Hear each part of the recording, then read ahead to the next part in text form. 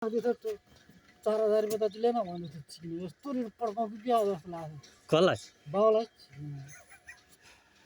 तिमीलाई भनेको त्यसो कहाँबाट ल्याउनु 4000 मैले पैसा 1 रुपियाँ छैन आफूसँग खै खान त पैसा छैन अनि देख खल्लो खनेर गाड्छु म कुन दिन ती गाउँमै गाड्छु यतैबाट गएर जुवाइदियो मेरो विदेशबाट पनि पैसा पठाइदियो 2-3 लाख रुपियाँ खाइदियो खुइ गर्दै गयो पठाउँदै गयो जहाँ भनेपछि त लास्टै तनावमा रहेछ फेरि तिमी हिजै मागेको अनि के भन्दा काम नगर भने क्या फेरि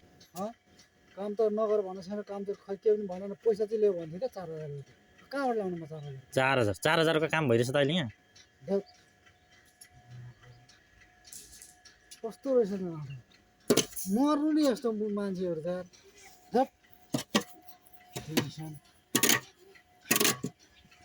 बना भएछ यार तिमीलाई हान्न सक्छौ पैसा 1 रुपियाँ छैन आफूसँग